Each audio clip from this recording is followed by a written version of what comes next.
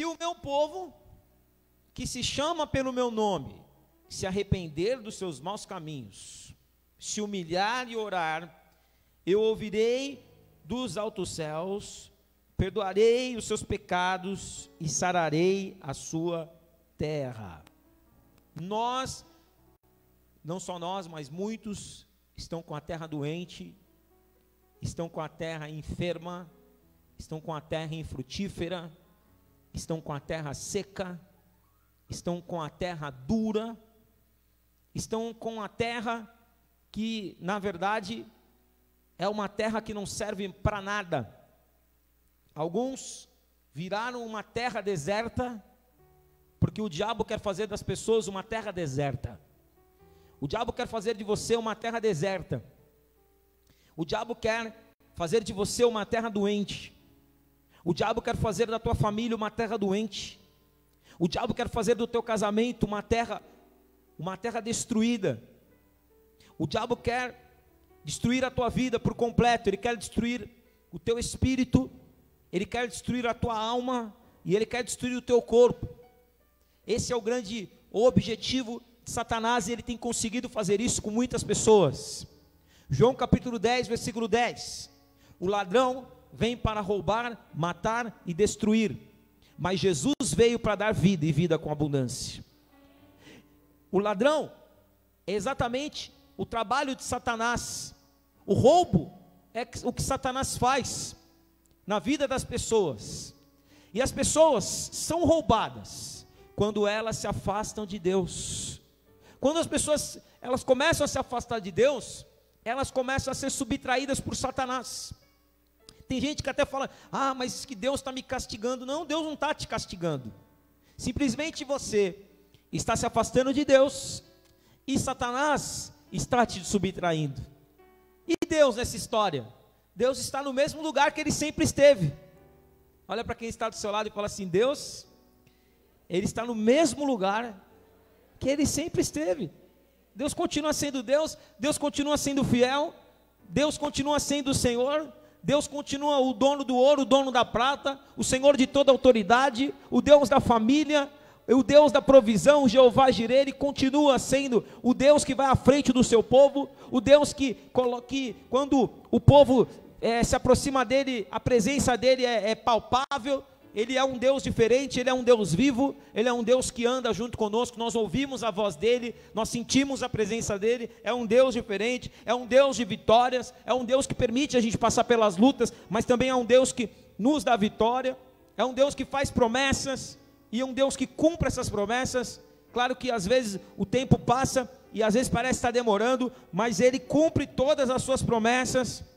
Só que o povo, muitas vezes, mesmo tendo esse Deus maravilhoso, ainda se afasta de Deus, deixa o coração esfriar. A palavra fala, abra sua Bíblia comigo em Mateus 13, Mateus capítulo 13, para você ver o que a Bíblia diz sobre o afastamento de Deus. Como eu me afasto de Deus? Às vezes eu estou me afastando e não estou percebendo. Às vezes eu estou longe, achando que estou perto. Nós não podemos ser enganados, nós não podemos ser roubados, porque senão nós viraremos uma terra desolada, uma terra deserta. Mateus capítulo 13, versículo 1. Acharam? Diz assim: naquele mesmo dia, saindo Jesus de casa, assentou-se à beira-mar, e grandes multidões se reuniram perto dele, de modo que entrou num barco e se assentou. E toda a multidão estava em pé na praia, e de muitas coisas lhe falou por parábolas, e dizia: o que ele disse? Eis que o semeador saiu a semear, e ao semear, uma parte caiu aonde? Na beira do caminho, e vindo as aves a comer. Outra parte caiu em solo rochoso, onde a terra era pouca, e logo nasceu, visto não ser profunda a terra. Saindo, porém, o sol a queimou, e porque não tinha raiz, secou-se. E outra caiu entre os espinhos, e os espinhos cresceram e a sufocaram. E outra, enfim, caiu em boa terra, e deu fruto a 100, a 60 e a 30 por um. Quem tem ouvidos para ouvir, ouça. Agora olha a explicação, no versículo 10, a explicação.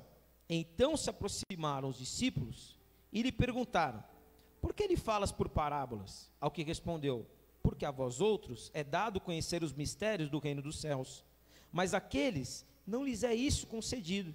Pois ao que tem se lhe dará e terá em abundância, mas ao que não tem, até o que tem será tirado.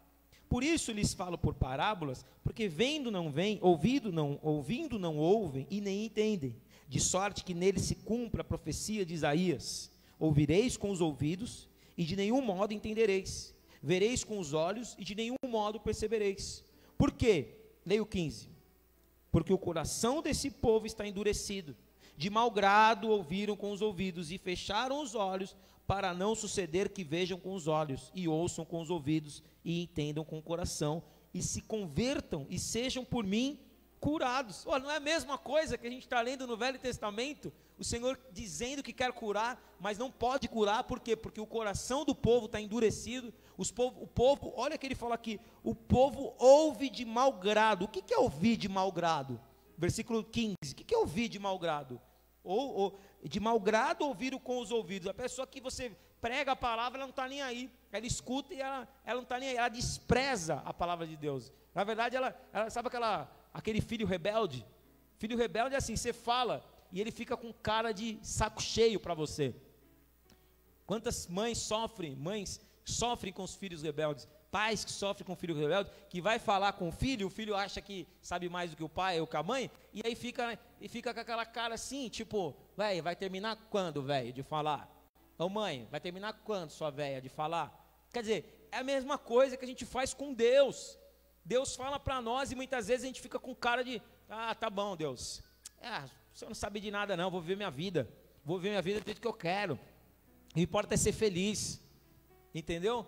Então muitas vezes a gente está dessa forma, e ele fala: ouvindo com mau grado, e por isso eu não posso curá-los, até que eles se convertam. A mesma coisa, segundo Crônicas 7,14, se o meu povo que se chama pelo meu nome se humilhar e orar, se arrepender dos seus maus caminhos, eu virei dos altos céus, perdoarei os seus pecados e sararei a sua terra. Versículo 16, bem-aventurado, porém, os vossos olhos, vocês estão comigo ou não? Então lê comigo. Bem-aventurado, porém, os vossos olhos porque veem, e os vossos ouvidos porque ouvem. Olha para quem está do seu lado e fala: graças a Deus que você veio do culto, porque os seus olhos estão enxergando, e os seus ouvidos estão ouvindo. 17, pois em verdade vos digo, que muitos profetas e justos desejaram ver o que vedes e não viram, e ouvir o que ouvis e não ouviram. Aqui, a gente abre um parênteses, e tem muita gente no mundo inteiro que daria tudo para ter um dia da semana que pudesse ir para a igreja para exaltar o nome do Senhor e ouvir uma palavra. Só que tem muitos países do mundo em que já está proibido as manifestações cristãs. Tem pastor morrendo, tem pastor sendo preso. Lá na China, lá na Coreia do Norte, se você for pego com uma Bíblia e se você se declarar cristão, você morre fuzilado. Então muitas vezes a gente não dá valor para aquilo que Deus nos deu aqui no Brasil, que é poder falar abertamente, com toda a liberdade, que nós somos servos de Deus, de poder nos reunir aqui na igreja e ter um lugar onde nós podemos adorar a Deus em liberdade, amém? Então nós temos que valorizar isso, porque muita gente não está valorizando, e a palavra fala. Agora vamos entender a parábola do semeador, versículo de número 18, atendei vós, pois, a parábola do semeador.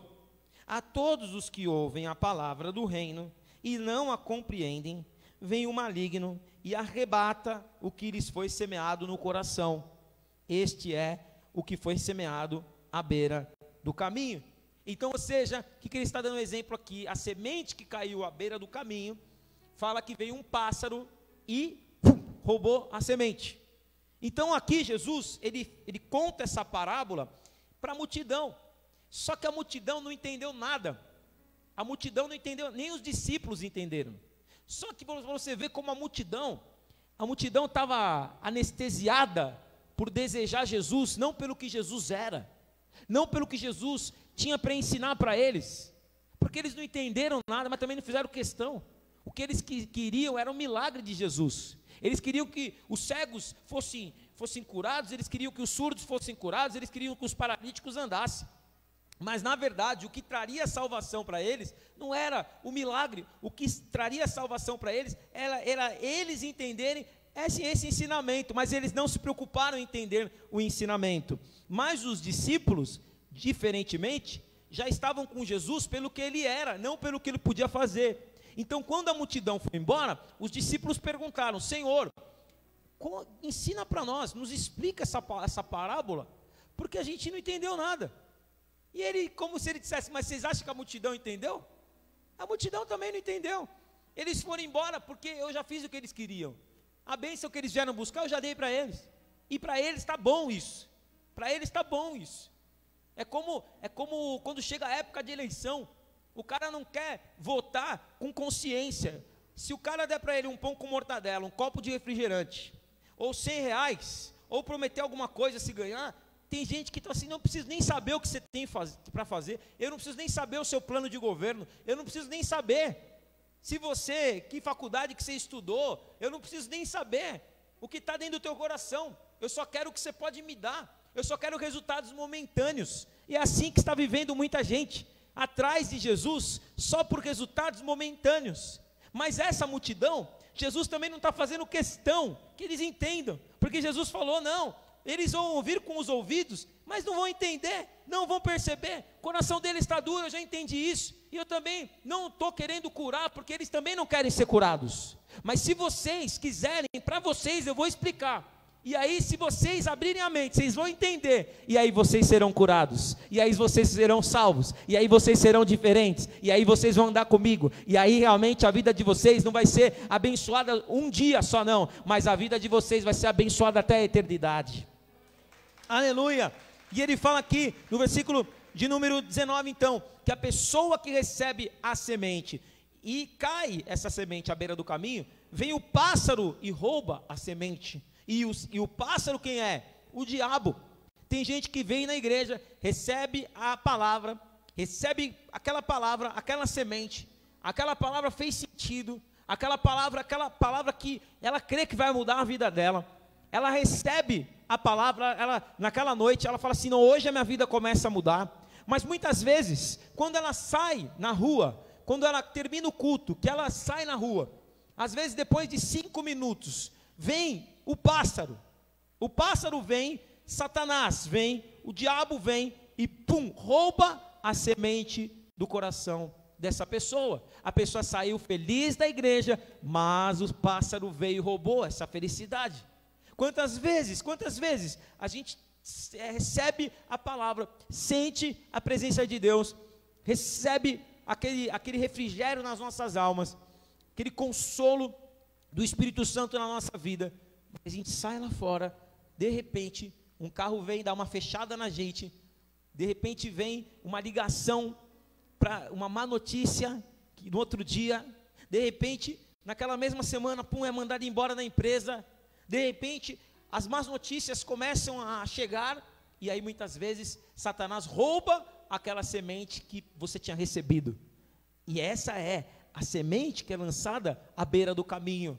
A semente que é lançada à beira do caminho, vem o pássaro, arrebata aquela semente. Mas eu declaro em nome de Jesus, que a semente que você está recebendo nessa noite, que é a semente que vai frutificar na sua terra, não vai ter pássaro, não vai ter má notícia, não vai ter semana difícil, que vai tirar do teu coração a esperança e a fé nessa palavra. Sabe por quê? Porque você está firmado na palavra de Deus, em nome de Jesus.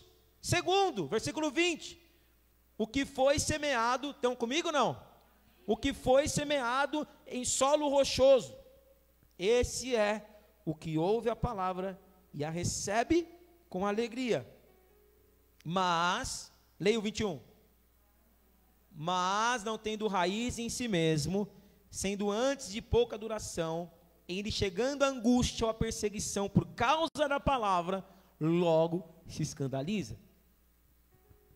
O que representa então esse segundo solo, essa segunda terra, que a semente que cresceu no meio das pedras, no solo rochoso no meio das pedras, são aquelas pessoas que elas vêm para a igreja e elas recebem a semente, à beira do caminho não caiu a semente, o pássaro não roubou a semente, mas de repente ela recebeu com alegria, só que vem as pedras no solo, vem as pedras na caminhada daquela pessoa.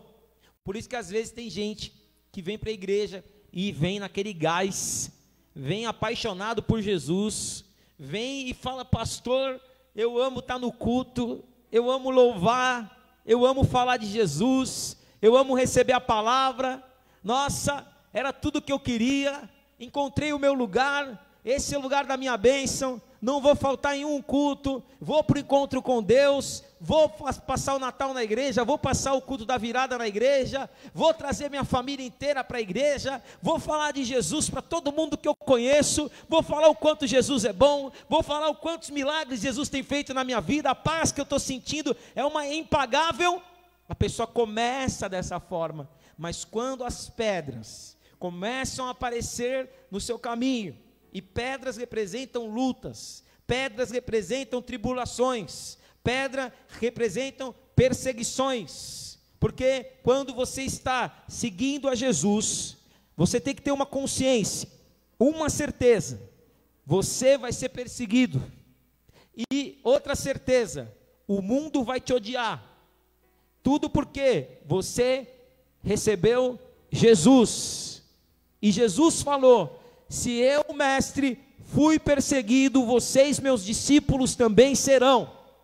Jesus não nos deu uma propaganda enganosa, ele não disse: me sigam e o mundo vai gostar de vocês, e o mundo vai aplaudir vocês, e o mundo vai adorar vocês. Ao contrário, ele falou: me sigam, mas saibam que como o mundo me odiou e me crucificou, o mundo também vai odiar vocês.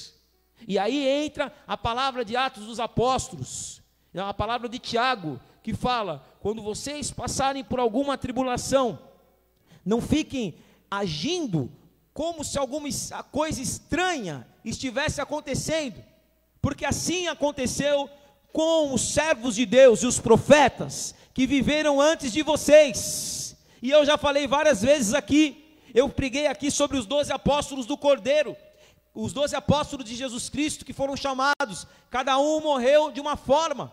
Um foi decapitado, um foi transpassado pela espada, um foi arrastado, foi colocado atrás de uma carruagem, foi sendo arrastado e esfolado vivo. O outro foi lançado dentro de um caldeirão quente, que foi João, mas não morreu porque ainda tinha um propósito dele escrever Apocalipse.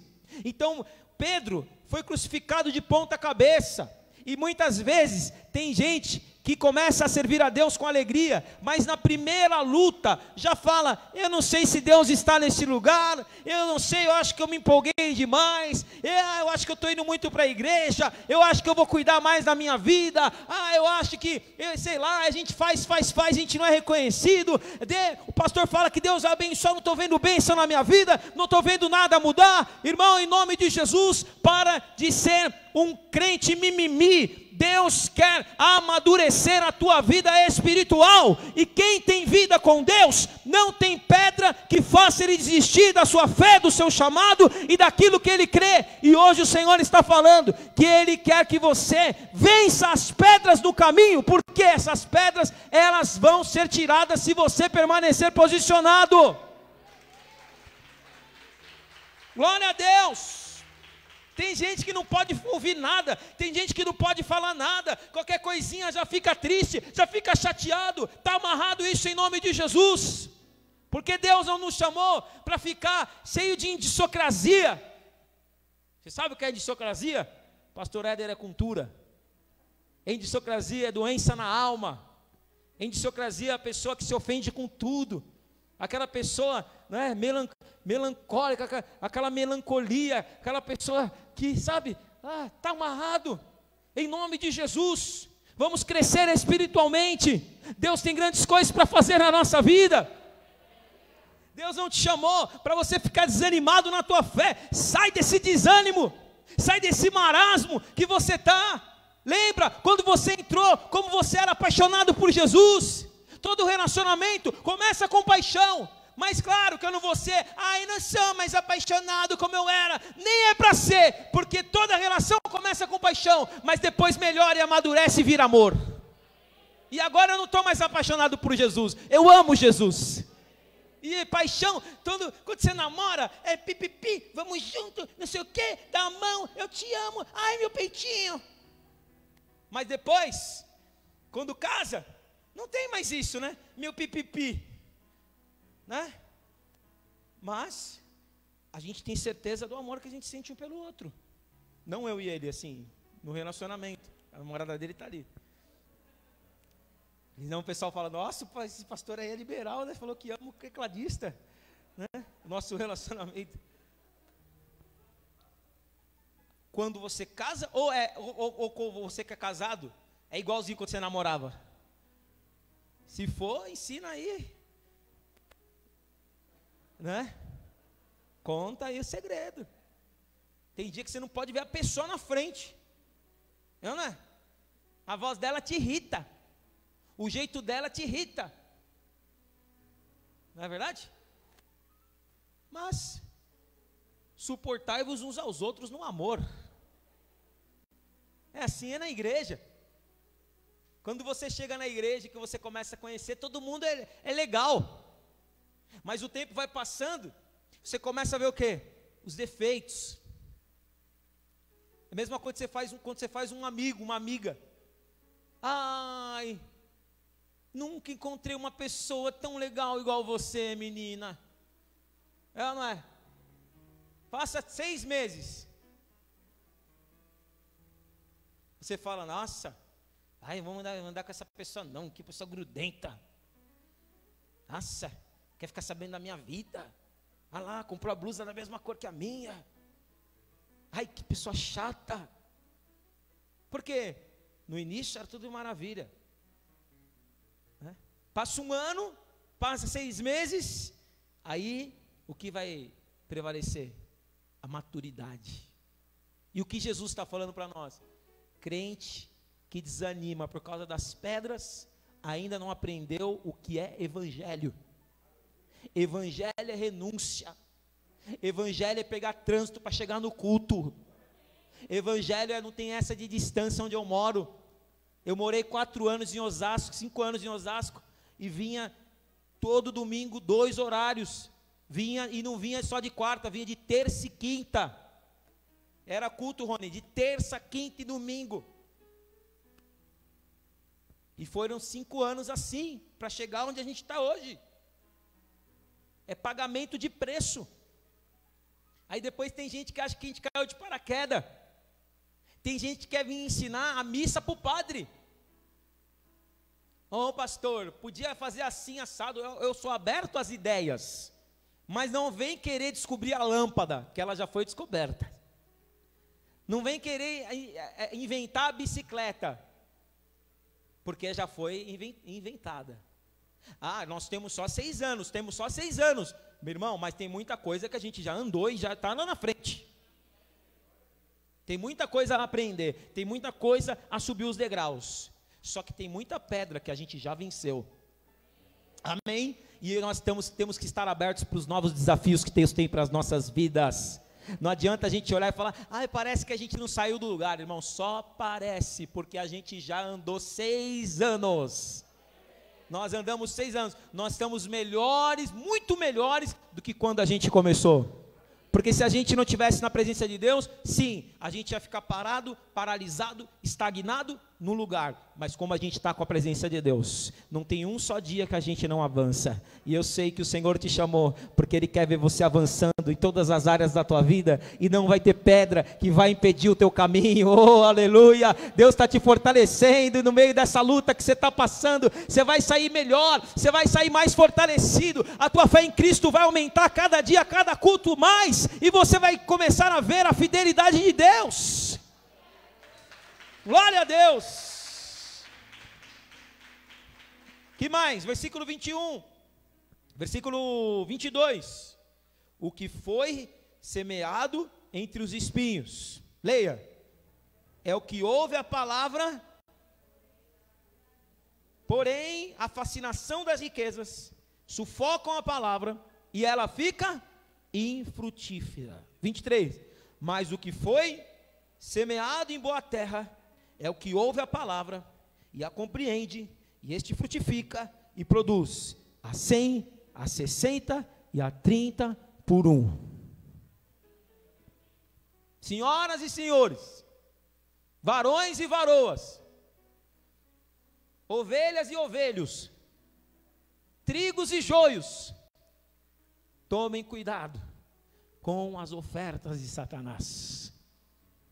Satanás vai fazer de tudo para te tirar da presença de Deus. Se ele vê que as pedras não funcionou, ele vai tentar plantar os espinhos. E o que representa os espinhos? O mundo, a fascinação das riquezas, as viagens. Sempre de domingo, vão aparecer muitas viagens para você de domingo. Vão aparecer até ofertas, se for necessário para você mudar de estado, de cidade, só para você parar de vir na igreja. Vão aparecer propostas de trabalho que vão impedir a tua vida com Deus. Vão aparecer. Mas aí você tem que estar convicto do lado que você quer estar. Eu tenho uma convicção, e o diabo já sabe. Eu não falei para vocês. Claro que se eu precisar viajar, eu vou me programar com antecedência e vou viajar. Nós somos livres em Cristo Jesus. Mas o diabo sabe que eu não negocio o meu domingo com ele. Você quer me convidar para alguma coisa? Ou você quer ir na minha casa? Vai qualquer dia, menos domingo. Se você for domingo na minha casa, saiba que 9 horas você vai ficar sozinho lá e sozinha, porque eu vou para a igreja. Se você for na minha casa à tarde, no domingo, saiba que 18 horas ou você vai comigo para a igreja, ou você fica lá sozinho esperando eu chegar. Porque eu não negocio a minha fé e a minha vida com Deus. E eu acho que a gente tem que voltar a ter esse tipo de convicção na nossa vida. Porque tem gente que às vezes eu acho que é um espião do diabo, que é um instrumento nas mãos do inimigo, só para vir tentar roubar a minha fé. Mas, em nome de Jesus, eu não serei roubado na minha fé. Eu não vou negociar a minha vida com Deus. Eu não vou para o carnaval. Eu não vou para o carnaval. Por quê? Porque eu vou para o retiro do Senhor. Eu tenho para onde ir. Não é verdade? Às vezes o jovem fala: pastor, a gente foi porque não tinha, né? Mas graças a Deus a gente tem para onde ir. Agora, em nome de Jesus, nós vamos receber muitos jovens aqui na igreja.